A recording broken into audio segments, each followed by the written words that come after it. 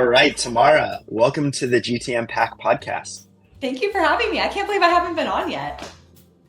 I know. I have to say, like, you are one of my, I hate to fanboy a little bit here, but like, you are one of my favorite product marketing voices out there on LinkedIn.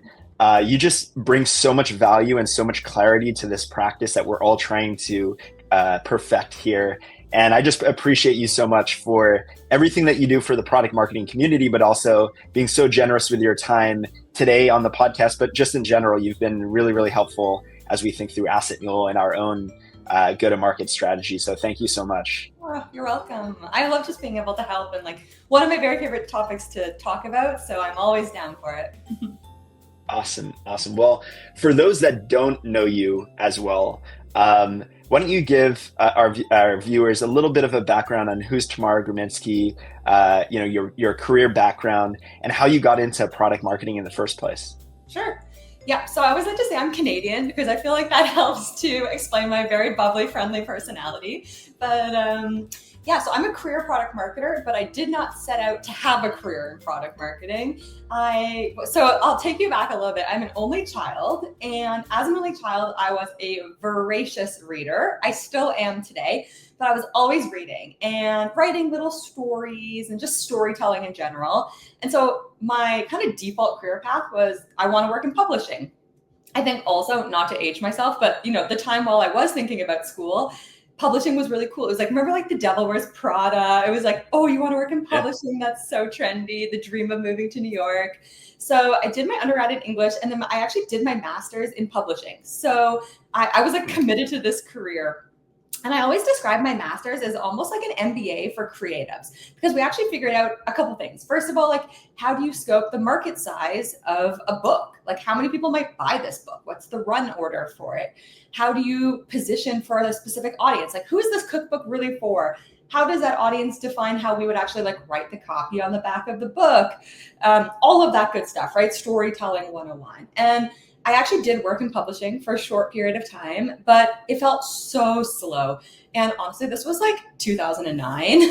And so Facebook and social media was really coming online. And I started to realize, wow, you know what, I can take this storytelling thing that I love, but I could actually do it in a faster way through the online world. And so that kind of pivoted me from traditional publishing to digital publishing.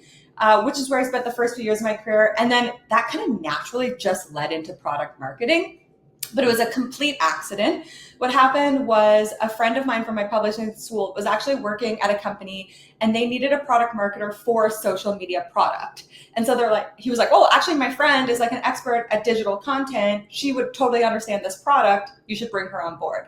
And so I fell into it, I guess, like many people. But since then, I've made my career out of it. So particularly building and scaling product marketing teams. And I love to work at like growth stage companies. So typically once a company has hit, 20, 30, 40,000, 40 mil in ARR, and they're wanting to scale to 100 mil and beyond, that's the type of company I'll come into. Usually I start as maybe the only PMM or a second PMM, and then I've grown teams to be like 20 PMMs and more. Wow, that's awesome. I always find it so fascinating, backgrounds of product marketers. There's like not one single path, right? Mine was in sales. I've talked to folks that were on the product side, and now I think publishing and your sort of background in storytelling, what a great skill set for product marketing. I think it's at the core. And I feel like some product marketers, right, that don't have that storytelling background, their product marketing can be a little dry, a little technical. So being able to weave that into a story that actually resonates with your audience and your buyers, such a critical skill set. So I can definitely see how that probably helps a lot in your product marketing career. Yeah, I think everyone's background kind of dictates the shape of PMM that they will be, right? Yeah. And I always say, like, there isn't one perfect path. You just need to know what your path was and what that means you need to strengthen because you probably have a gap in it, right? But we all have something unique to bring to the table. And like when I was building PMM teams, I would actually purposely try to build the PMM team with like folks who came from different backgrounds, because number one, you get more empathy, right? Like you, I'm sure, can empathize with sales way more than I can because I just did not come up that way, right? And someone else can empathize with product if they maybe came up that way. And so I always find that's a fun way of putting a team together as well. For sure, for sure. Well, you've had an amazing product marketing career, first in-house, right? I know that you led product marketing at Unbounce and at Kajabi, and then you went off on your own and you started PMM Camp. And I know there are a lot of product marketers out there right now who are thinking about, going off on their own, the fractional PMM, there's consultants and so on. So I'd love to hear a little bit more about what inspired you to go out on your own. Maybe, what gap did you see out there in the market that you just could not resist tackling? And if there are PMMs out there that are thinking about going out on their own, whether they're thinking about starting a startup like myself, or, a community like yours, or a consulting fractional sort of agency, what's some advice? What are some things that you've learned? What's some advice you'd have for them? Yeah, I think the number one thing is to know why you want to do it. I think some people want to do it because they feel like it will give them more flexibility. Other people think it'll give them more stability, more money, but really understanding your why. So for me, I knew from a very young age that freedom was important to me. So time freedom, financial freedom, location freedom. And so I wanted to design a career that would allow me to do that. I purposely tried to, climb the ranks or the ladder, we'll say, to get as much experience as possible to allow me to use that as a platform for optionality later in my career. So that was important to me. I wanted to have credibility. I didn't want to be, I think you take a consultant more seriously if they've been a 2-time VP than if they've been a 1-time director, for example. So that was important. But I knew that I was not working towards a lifelong career in corporate. I wanted to leverage that. The second thing was, as I was going on this journey, I kind of didn't know what I would do to leverage that, but I was keeping an eye out for opportunities. And I kept feeling something over and over again. And I think COVID definitely exacerbated this, but I felt so lonely as a product marketing leader. And there's something about leadership in particular that is lonely, because you need to show up for your team. You need to show up for others. You can be vulnerable, but at the same time, you can't share everything. And then in product marketing in particular, there's often no one above you. So I've never had a manager who was a product marketer. I've always reported into the head of product, the head of marketing, the CRO. And so there was, yes, people management, they could be a good people manager for me, but they couldn't be a functional manager for me. And so I took those two concepts and I was like, I think I'm not the only one feeling this. And so that was really that gap in the market that I saw. So there's tons of opportunity out there to get tools and templates and things like that, but there wasn't a lot of opportunity out there to get nuanced guidance and just companionship and connection, I guess. And so that was the starting point for my thesis for PMM Camp. That's awesome. I totally I was nodding so much because not even as a PMM leader. So I've never actually managed a product marketing team. I've always been a solo product marketer, but it's exactly as you described, being in an organization where my boss was either a product leader or a marketing leader, and having, colleagues that I was supporting and working with, but that didn't quite understand the ins and out of my role, right? And just feeling lonely, when I was on the sales team, I had a lot of other sales folks that I was working with, and I had a sales leader who had been in my shoes and so on. So totally see that sort of need in the market, and understand sort of why you sort of put together this awesome community that is PMM Camp. So tell us a little bit about it, because I think every product marketer that I look up to is part of PMM Camp. I always see them posting about it, and posting about what they learned in PMM Camp and who they connected with and so on. So tell us a little bit about it. What is it? Who's it for? And if somebody's interested in becoming a member, what can they expect from being a member of PMM Camp? Totally. So I think we all know that saying, which is your network is your net worth. And I don't love that one as much, but I reframe it to say your network is your secret weapon. And I have experienced this firsthand. And I think the whole objective of PMM Camp is to help strengthen your network, and on a really deep, authentic, genuine level. So at its core, PMM Camp is a curated and kind of exclusive community of product marketing leaders. And so it's not for everyone. Now, I define a product marketing leader not just as a people manager, because that's really important. yes, people managers. So it may be the director or VP of a product marketing team, but I think you're a leader if you're leading a function or a large portfolio. So, at some companies, maybe you hold a whole product line, but you might not be a people manager yet. You're still a leader, right? You still have to make very strategic decisions. And so that's who our members are. They're the folks that are really balancing that line between execution and strategy. They're trying to become more strategic, but we often have to, actually still do the work as well. And the whole principle here is I'm not just going to give you a bunch of templates or tools that are probably going to become outdated pretty quickly. I think by the time you become a leader, we recognize that there's no perfect template. There's no perfect tool. It's about having the capability to ask the right questions and the connections to ask the right questions too. And so that's really what we are. It's a peer learning group. And so the focus is on building relationships.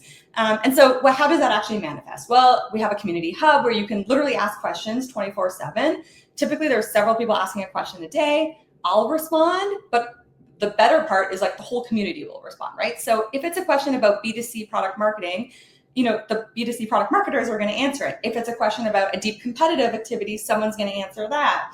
So I love that. And then we have events, and they're all virtual events. And again, the point of this is to really go beyond basic product marketing. So I assume everyone in PMM Camp has mastered the foundations. And now what we're really doing is we're leveraging each other's expertise to go deeper in certain areas. So this morning, for example, we actually had Jess Petrella lead a session on AI product marketing. And we were able to really go into how as product marketers can we incorporate AI tools into our workflows, right? So we kind of double click in different people's areas of expertise. Sometimes it's campers that actually lead these sessions. And sometimes I'll bring people in from my network who I know are experts at a certain topic as well to kind of lead us through an activity or a workshop. That's awesome. I do think the community aspect is such a differentiator. There's a lot of product marketing communities out there, I would say, that, you can attend courses and take classes and even go to events and so on. But the peer learning piece is such an important aspect because, I like to think, a lot of the materials, right? They need updating, they need refreshing. The market's always changing. And I think AI is a perfect example of that. And I was actually going to ask you about that. I think you call it bonfires, right? Where I love the camp theme, by the way. It's super cool. And true to a product marketer, you weave it into everything that you're doing, right? So these bonfires, the way that I understand it, it seems like they're sort of these small groups that can come together and learn about a topic from a fellow product marketer, right? And the AI one really caught my attention because I think as product marketers, we're all thinking about what does this mean for us, right?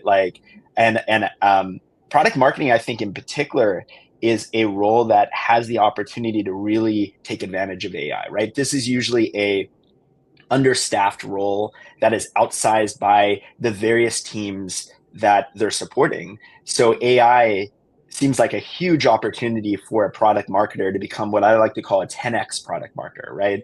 They're able to deliver at a scale that they never have before. So I'm curious, maybe you can give us a little bit of a sneak peek. What do we learn today in the bonfire about AI and product marketing? And what are some of the tools and the use cases that you've started to think about and be like, wow, this is really going to change the game for a product marketer? Yeah, that's a great question. Okay, I'm going to start by giving you a little story behind PMM Camp name, and then we'll go to the AI. So okay, cool. People sometimes ask me why is it called PMM Camp? We're adults. But I think it goes back to the community piece. So for me, I was a camp leader, a camp counselor, as I'm sure it does not surprise anyone.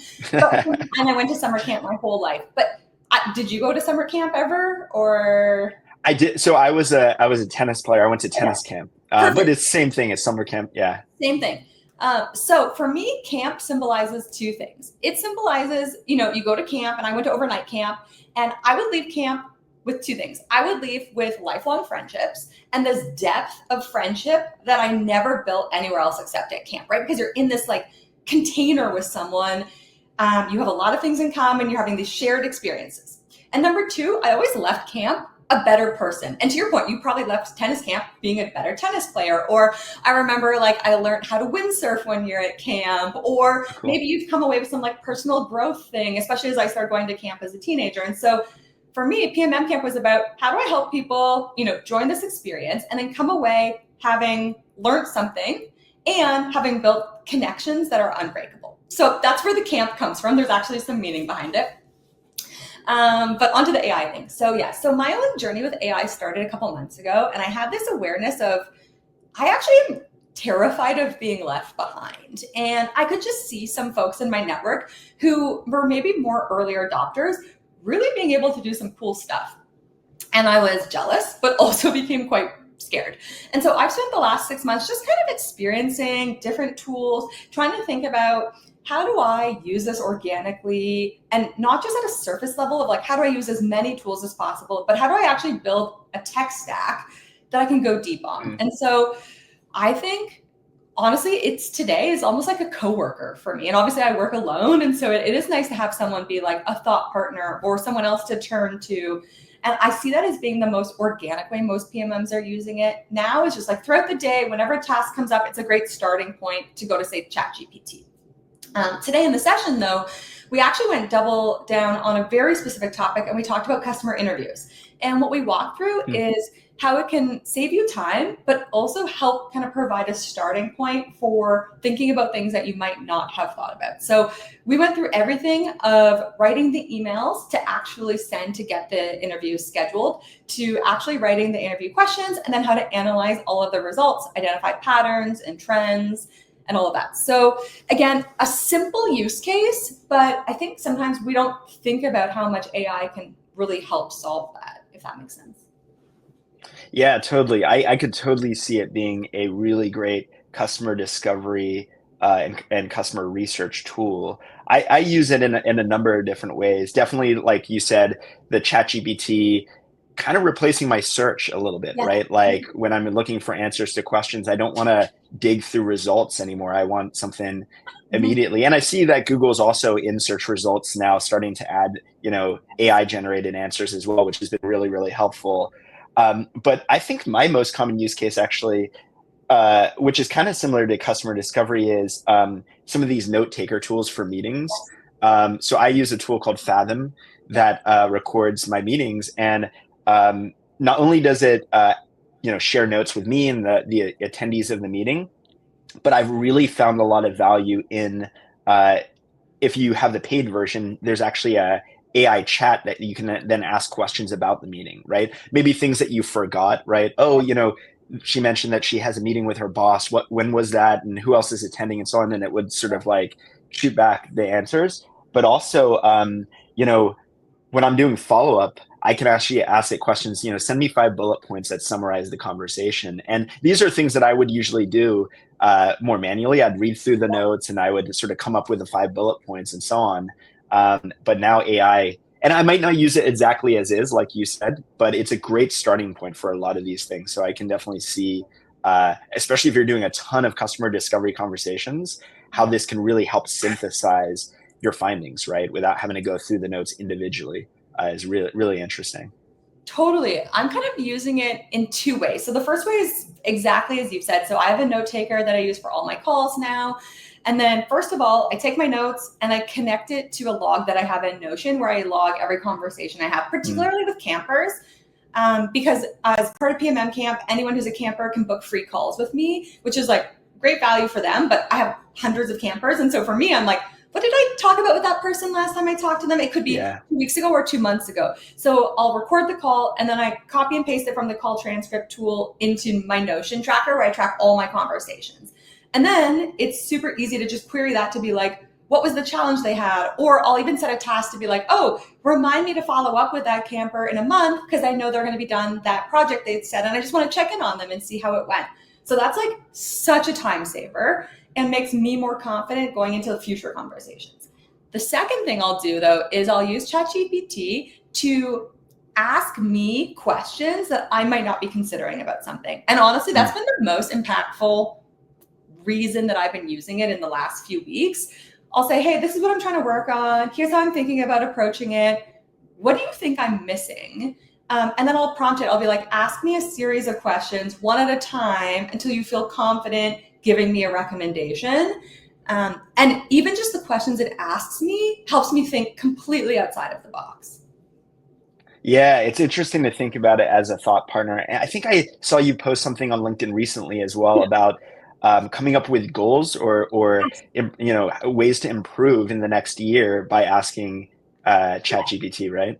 I had two crazy prompts that I used, and some of this is just like I'll see something on TikTok or something the kids like, and then I'll be like, I have to try it for fun. And then sometimes it turns out to be amazing. So two of them that I like that are connected. The first one, and I might start with this one first, and it's the one I posted about. It was like, okay, based on everything you know about me, profile me. And that's it. And this is provided you've been using ChatGPT for a variety of things. I use it for both personal and professional. It's going to actually give a pretty good profile of like, you're an ambitious person, or you're this, you're that. It creates buckets. Then you can follow up and say, now give me more information or give me more detail that you don't have perfect confidence in, but you believe to be true about me. And that goes even crazier. It's starting to make some assumptions, but I found the assumptions to be almost always true and actually quite nuanced. Then finally you follow up and say, now tell me what you think I need to hear. And it's like replaced my therapist. So that was a good one. Highly recommend. The other one is you prompt it and you say, help me bring to life a day in my dream life and in the future. And then you say, ask me a series of 5 questions to better understand what my dream life might be.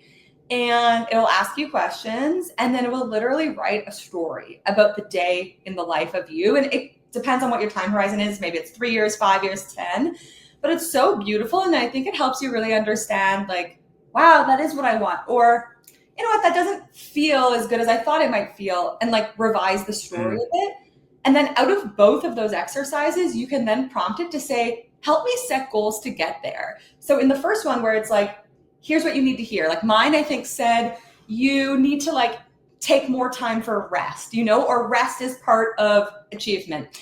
So I prompted it to be like, great, tell me how you would think about setting goals for incorporating rest into my 2025 year. And same thing with the dream life. I said, what gaps do you see between how I live my life today and my dream life? And what steps can I start to take to get there?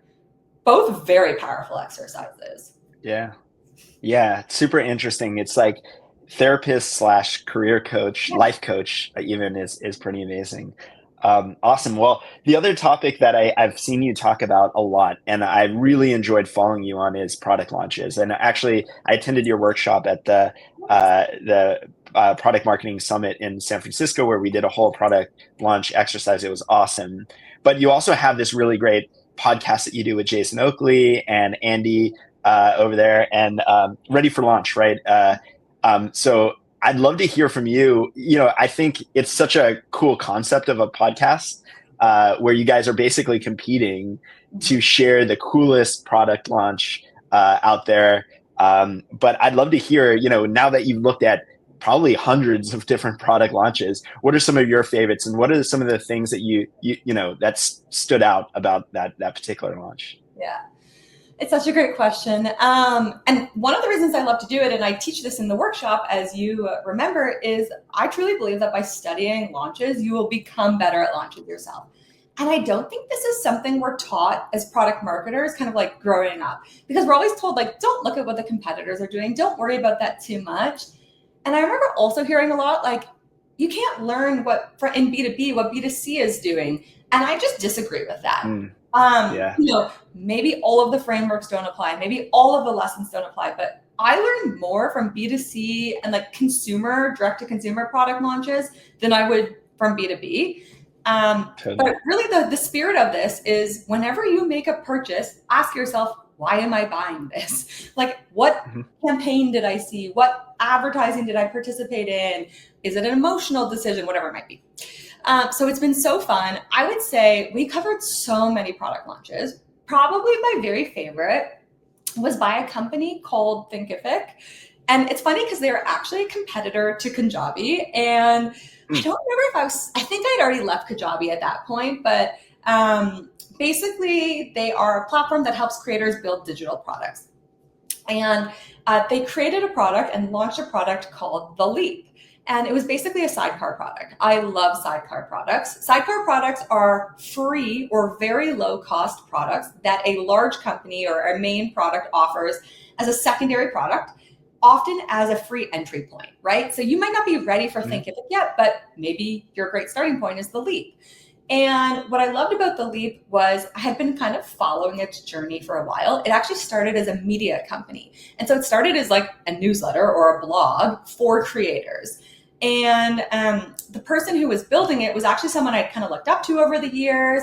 And I'd seen his playbook at a few other companies. So as soon as I saw that they're starting that, I was like, I'm going to follow and see where this journey goes. Then they basically turned that newsletter, they grew it to like dozens of thousands of subscribers. They got an in-depth understanding of what that creator really needed, the problems that they were trying to solve, and the gap in solving that problem between their existing product. And they built a whole entry-level product around that, which was the Leap. And I just thought it was so smart the way they leveraged customer information. They really built the narrative over time. They then launched a technology to solve it. And, we kind of break down in the episode, it was our sidecar product episode, all of the amazing things they did as part of the campaign. So that was probably the one that I loved the most because I was like, it felt amazing, but you knew it was a slow burn. It was like 2 years in the making, Wow. Yeah. I think that sidecar strategy is so smart. I got to start thinking about like other experiences that I've had that have used that, because I think it's really, really smart to sort of nurture your future customers into being ready, right, to purchase your product. And I've seen a ton of them out there. None come top of mind right now, but I'd like to dig a little bit into and think about for my own business as well. What are some things that we can do on that front? Actually, maybe even our good friend Jason Oakley and his PMM Jetpack is a good example of that, right? Like giving templates, getting people to understand, his expertise in product marketing in a way of, introducing himself to them and working with people on a more consulting or closer basis is a good example of that, actually. Absolutely. Totally. And of course that's a paid product, but it's like, it is still part of the conversion funnel, let's say. For sure. Also, I know you have this big virtual event coming up, Day Camp, and it sounds super exciting and awesome. So I want to give our viewers a little sneak peek. What is it? How's it different than other PMM events, right? Yeah. And if folks are interested in learning more, where can they learn more about it, and what can they expect to take away from Day Camp? Yes, so we ran our first Day Camp last year. We had over 1,400 product marketers join, which was amazing. Wow. And hoping to beat that this year. But the concept behind Day Camp is, again, it's that feeling of like, I'm going to camp. So it should be fun, but also educational. And what I think doesn't work about events today, whether it's webinars or conferences, is you go, every talk is amazing, but they're oftentimes conflicting or unrelated. So like I'll go to a talk and I'll walk away with two completely different approaches to messaging or two completely different approaches to competitive. Or we'll just scratch the surface of this topic and I want to go deeper. And so at Day Camp, what I set out to do the first time and we'll be doing again this time is we choose one topic, 4 speakers, and each speaker is connected. So as you go throughout the day, you're actually learning more and more about the topic. So by the end of the day, you're going to be able to actually take everything you've learned and apply it, which is, I think, pretty powerful. So this time we're actually doing a bit of a survivor spin on competitive. So it's going to be like how to outwit, outlast, outsmart the competitor. I think competitive is so important in 2025, and we're going to talk a little bit about why it's important. Then we're going to talk about how you can actually build your compete program, whether you're a team of 10 PMMs or a solo PMM, whether you're in B2B or B2C. We're going to talk about actually how to get real-time insights. So how do you not just do compete once a year or once a quarter, but how is it something that you're always constantly doing, incorporating voice of customer? And then how do we actually turn voice of customer and the knowledge from that into, different go-to-market assets? So whether it's sales assets or battle cards, customer facing or external facing. So really excited about that. It's free to join. And basically people can go to the PMM Camp website, pmmcamp.com, and there's a tab in the nav called events. And that's the best place to go to register and learn more information. That's awesome. Well, I'm sure it's going to be an awesome event. I love that idea of diving deep into a specific theme, as you're right. I've been to a lot of product marketing events where there, like you said, there's competing themes, but also you're just kind of getting like one piece of this, one piece of that, and you kind of leave with a little bit of a scatterbrain on like, where do I start? What do I do? And in this case, it's such a deep dive and a focus on one topic area. And competitive strategy is, definitely one that I think all PMMs want to unpack and dig deeper into and share best practices. So, I wish you a very successful day camp, and thanks again for being on the podcast. This was awesome. It was more than I even expected. If folks want to follow you in your journey, learn more from you, what's the best place? I know you mentioned pmmcamp.com and the events page to learn more about day camp, but how about you personally? Where can they follow along? Yeah, so I'm on LinkedIn every day, so you can't miss me there. You can just search my name and then follow me. And then every Sunday, I also write a newsletter. It's free. You can subscribe to my website or on LinkedIn, but it's newsletter.pmmcamp.com. And I try to deliver one framework, one insight, one tip every week to kind of help you apply strategy to your product marketing work. Awesome. Well, Tamara, thanks again for being on the pod, and we'll see you out there on LinkedIn. Yes, see you there.